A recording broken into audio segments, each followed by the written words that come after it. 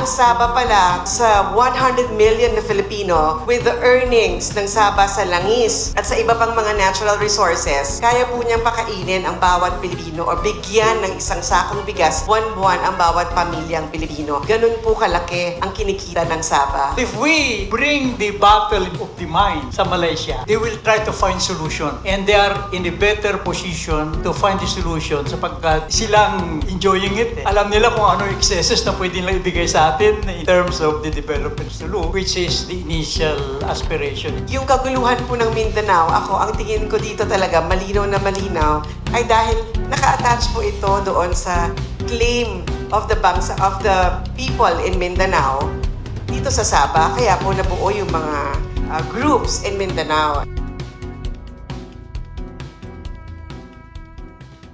Assalamualaikum warahmatullahi ta'ala wa barakatuh. Isang pagbati po ng kapayapaan sa lahat ng ating mga nanonood, sa lahat ng mga nanonood ngayong araw na ito.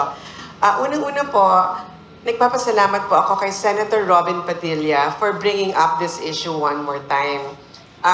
Marami na po siguro nakalimot nito since nung 2013. But simula po nung nakilala ko si Senator Robin, hindi pa po siya senador nung panahon na yon, sa bahay po namin in Taguig, buhay pa po ang tatay ko. Kasama na po siya sa laban ng usapin ng Saba. So maraming salamat po.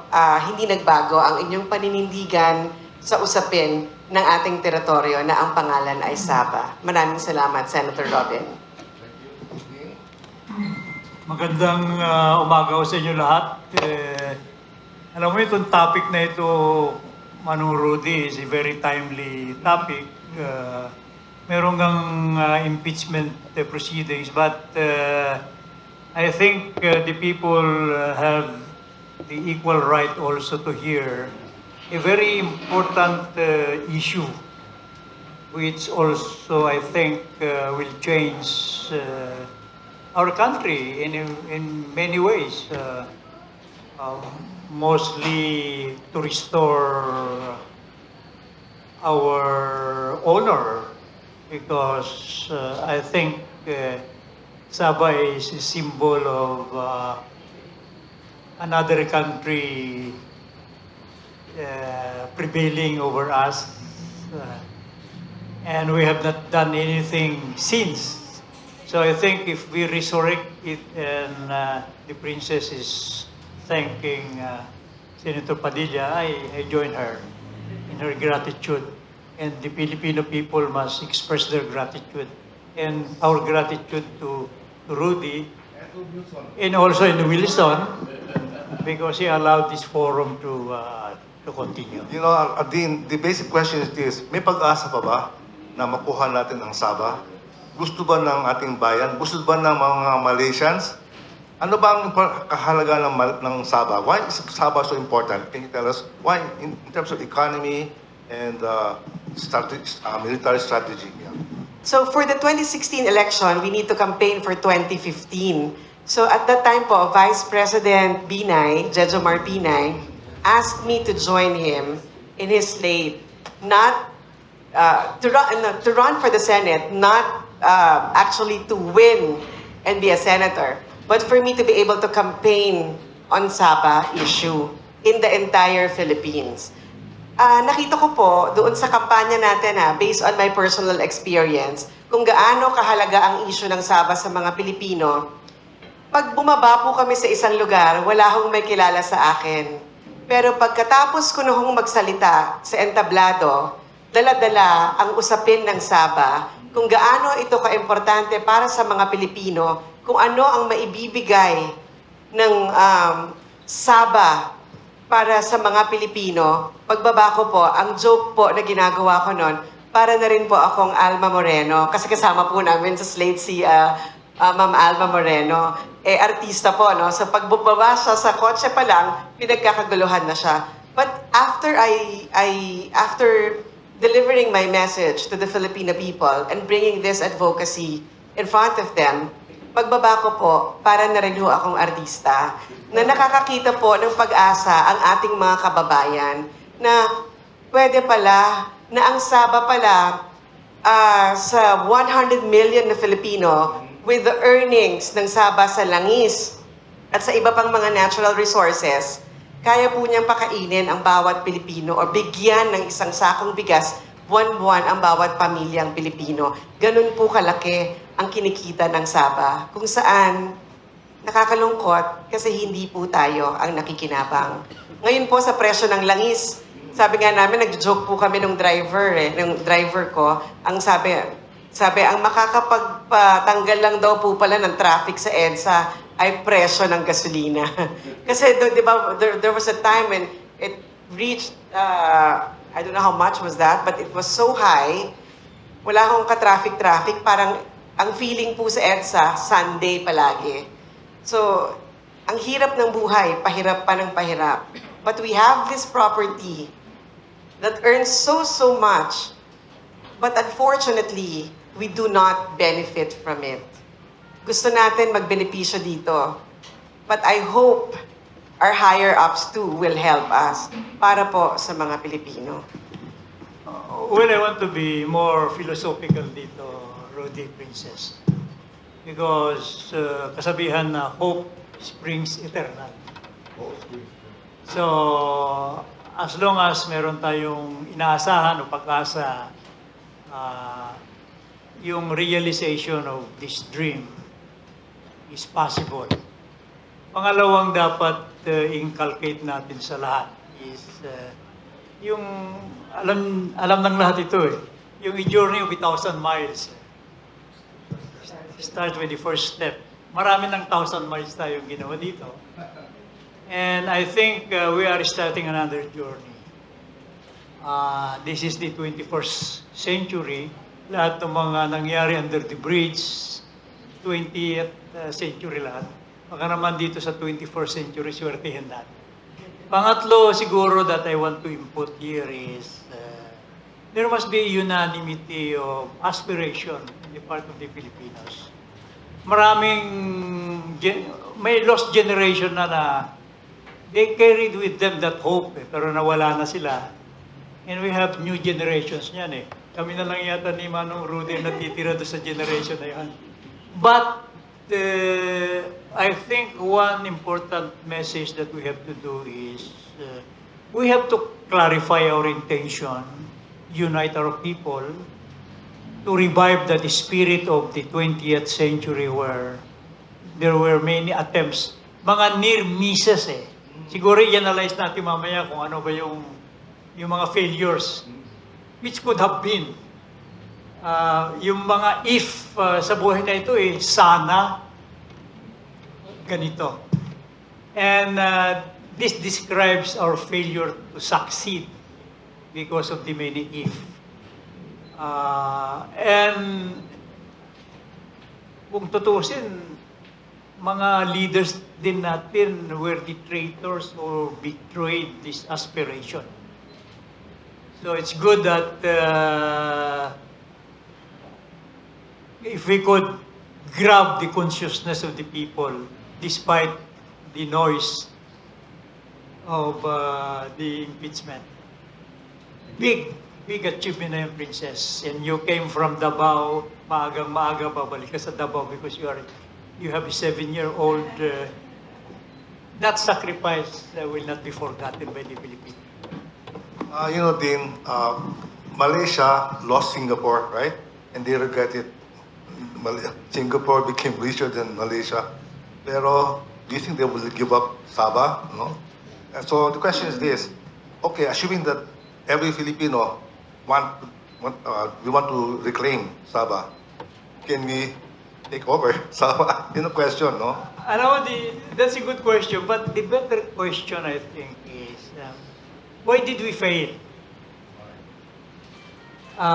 Do we have to change the circumstances which was fertile during that time against us?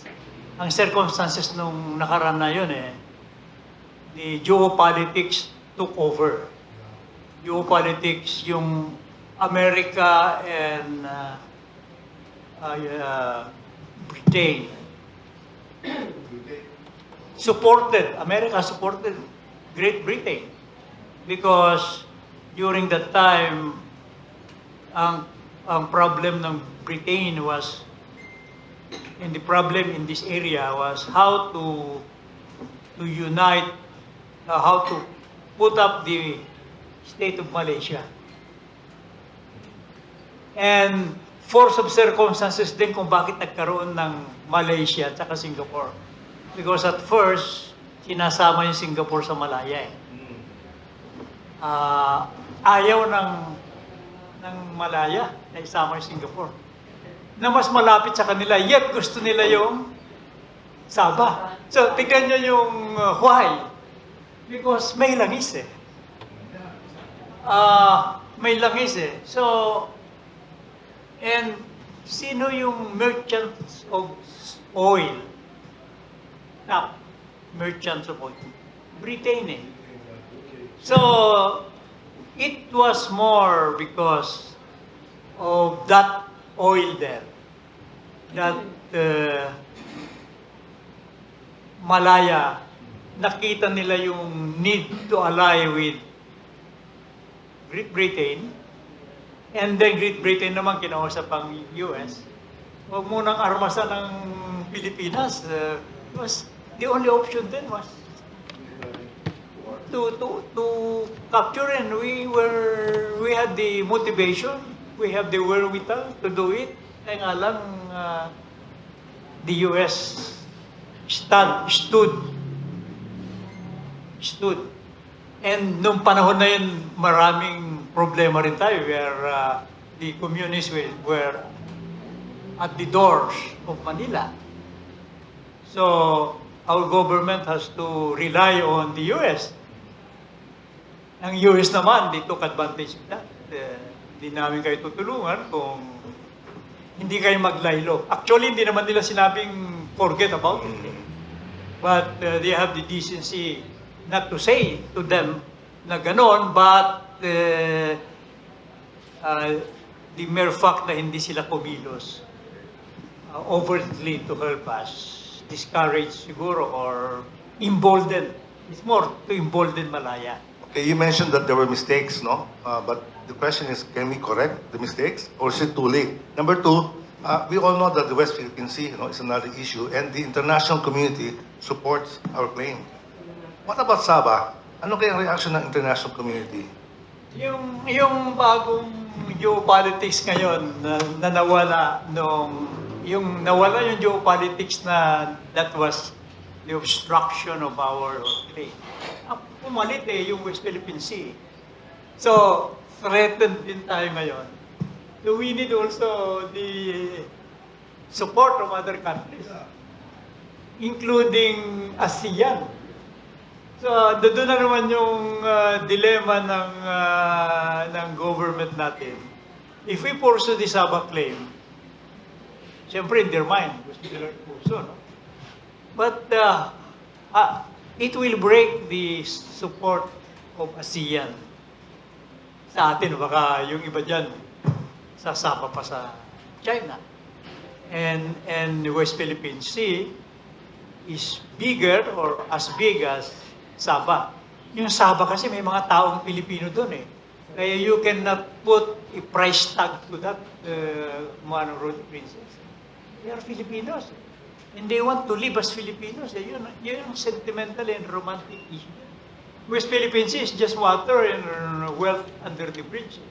So, these are the conundrum dito based on platform of the civil. So, we can analyze this. Actually po,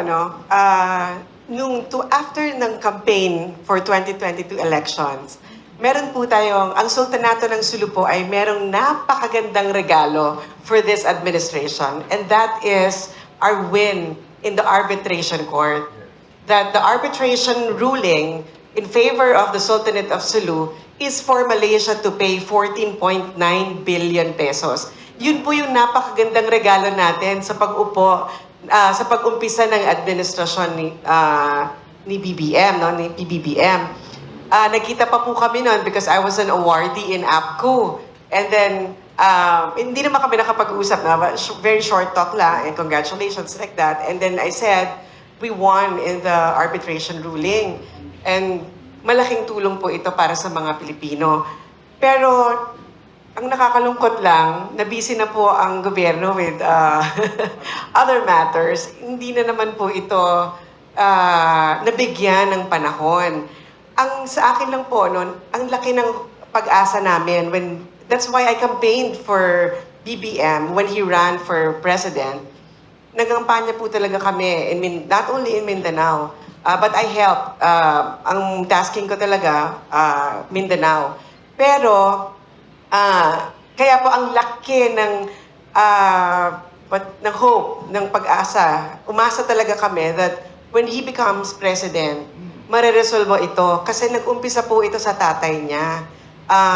Noong 1960-something, no, when pinagplanuhan po talaga ng mabuti on how to get Saba back. And it was only President Marcos Sr.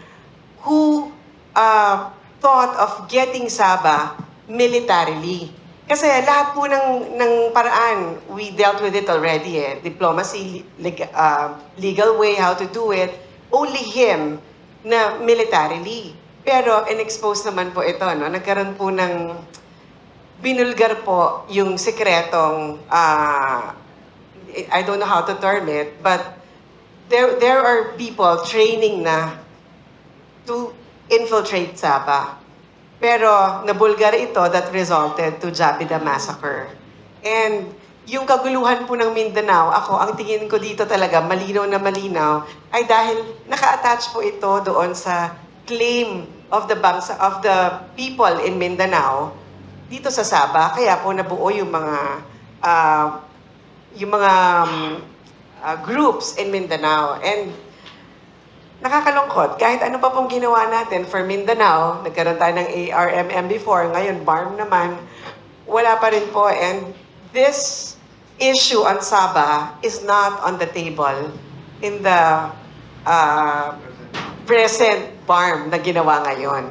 So hindi ko alam kung may pag-asa pa ba. Pero nagpapasalamat po ako sa inyo, kung saan ang interest nyo about this issue, hindi pa po namamatay hanggang ngayon. Kaya nga, sabi ko, ka-meeting po namin yung ibang kapamilya namin when I was in Zamboanga, hindi pa rin po tayo dapat mawala ng pag-asa. Kasi yung claim sa Saba is not only claim of the Kiram. Ito po ay para sa mga Pilipino dahil kami po ay Pilipino. But you need to help us. You need to support us. Because we cannot do this alone. The Sultanate now is not anymore in power like it was 600 years ago. The Sultanate now is just an ordinary individual. Tradition na lang po. Traditional sector na nga lang po ang Sultanato ng Sulu considered in BARM sa panahon ngayon. And isa pa ito I don't want to touch on that issue, but we have to at least honor the contribution of the Sultanate of Sulu as when regards to the history of the Philippines. Dahil yung storya po ng Sulu, hindi po yun nag-umpisa nung nagkaroon na tayo ng Pilipinas. Wala pa pong Pilipinas, may sultanato na po ng Sulu. And marami po siyang kontribusyon. Pero pag tinanong po natin ngayon ang kapwa natin Pilipino, ano ba ang Sulu? Ang may isip lang natin, Abu Sayyaf, beheadings. Pero mabuti ngayon, medyo may Facebook na, no? So nakikita na natin yung ganda ng Sulu in terms of beaches. So medyo open na siya for tourism. Pero ito po talagang storya ng Saba at yung Sulu-China relations ng Sulu and China relations is the greatest contribution of Sulu para po sa Pilipinas. Tanggap na po natin yung politika ngayon. Hindi na po sultanato ang nagro-rule in Sulu. But tradition na lang yan. Historia, as parte ng historia, we have to recognize, we have to acknowledge. Katulad po ng mga kapitbahay natin sa Southeast Asia, Thailand, Indonesia, they still have their sultanates, but they now have their political government. So in short, we do not, I think the message is this, Dean, we will not withdraw our claim. Tama? we will continue to assert our right to own Sabah. Okay, if you don't mind, then I would like to ask now the media. Just add Ah, something. yeah, sige, add more, add more. Just Sige. few significant thing because I was thinking of telling this or not. Yeah. Alam mo, nung may kaibigan ako na kilala yung nag-expose nung military plans. Sabi niya, alam mo, din after na-expose niya yan, this is what I will verify, no? Parang katapos niya i-expose niya, punta agad sa Malaysia yung Malaya yung taong yun eh. I don't know why, but there could be some reasons bakit, no? So that's one thing that it has to be researched. Pangalawa, yung panalo niyo sa Europe, hindi sayang yun, Princess because na-establish yung claim nyo. Ang issue lang doon yung authority ng arbiter na challenge nila yung authority since wala ng authority yung arbiter, therefore yung decision niya is not effective.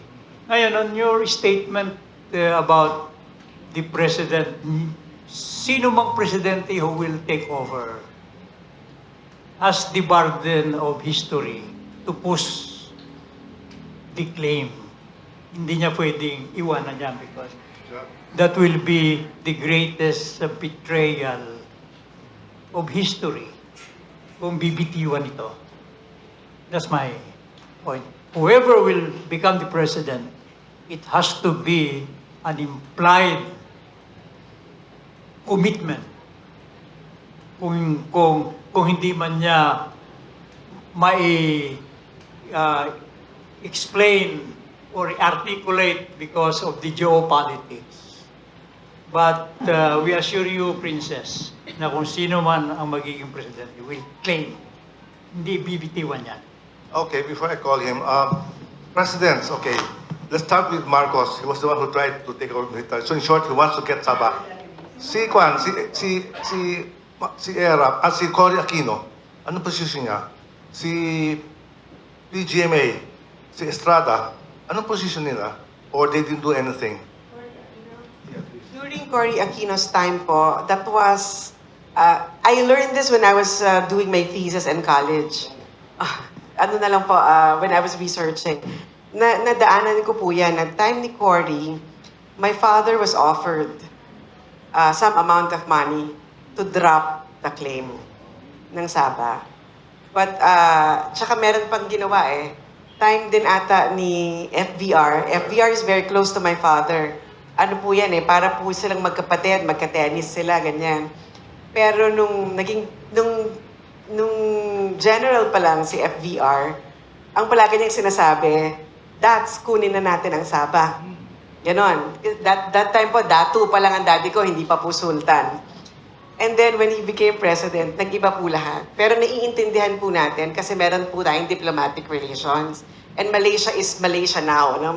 Isang bansa na kailangan, iba yung treatment di ba?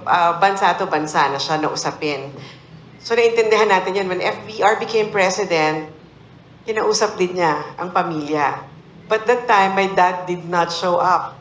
So tumawag daw po sa bahay, ang hinanap, mami ko. Tapos ang sabi daw po sa mami ko, kasi the family was there already. Signed na the dropping of the claim. But my dad didn't. Pero ang reason pala ng father ko is that Sabah does not only belongs to the Kiram. Kung babayaran kami para sa pamilya lang, we cannot accept that. So, kaya nga po, same when I heard about the ruling ng arbitration court, 14.9 billion, I did not rejoice for myself. Narinig ko yung tatay ko You remember the riot, remember the people. Yun, kahit when, at his last breath, sa deathbed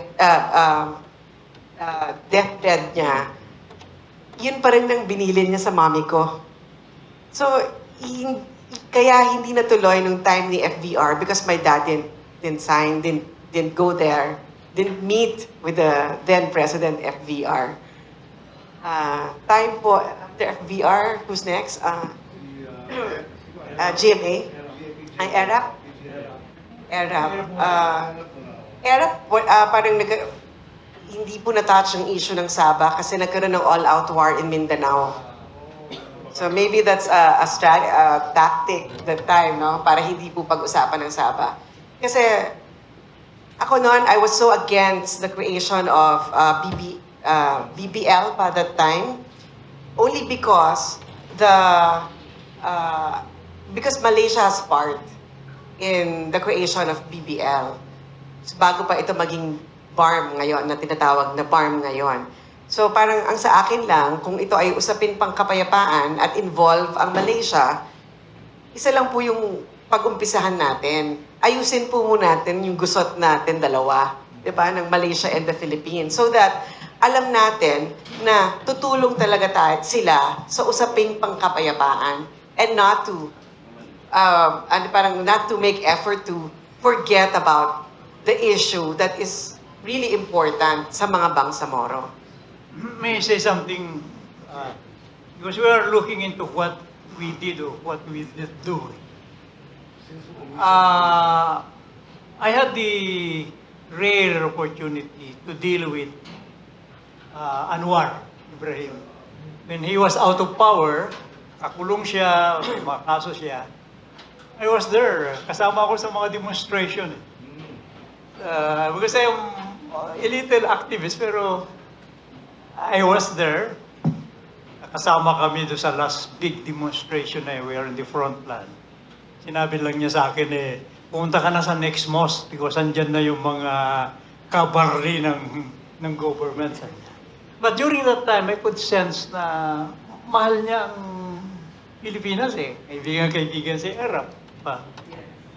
And he's one of the expert in ASEAN about Jose Rizal. So kung mahal mo yung Jose Rizal and you're very familiar, may soft spot ka for the Philippines. So, why don't we exploit that? Shall we do it on the issue of sovereignty or shall we do it on the issue of proprietary? Siguro we cannot do it all at the same time, no? Kasi unti-unti lang because sovereignty, kaya yan. Proprietary, na-resolve na nung arbiter yan Kaya nga lang hindi natuloy. So, I think if there is a special office that our President, BBM, will create, that special office must be about a recovery of Sabah. And I think there will be a chance of taking few steps forward. Hindi natin marirealize siguro, baka apo mo na ang makaka-realize niyan. But the Chinese thinks in terms of centuries. Long term. Long term So meron naman tayong dugong Chinese. We have the culture of China. We have to think in terms of long term. Si Rizal kasi has a keen sense of history. Alam niya na before we become Christians, we were in that faith, no? Islamic tayo And actually, si Rizal was a very broad-minded person. Hindi naman mo true Catholic si Rizal because in fact, tinitira nga niya yung mga rituals and etc. So, it's not far-fetched. For him, 100 years ago, si Rizal was already thinking of that. And it's a good model for a leader to look forward. Kasi si Rizal has been thinking about that already. And I agree with you, sir. Yung dadagdag ko lang yung steps taken already with the government, gaya ng sinasite ni Princess.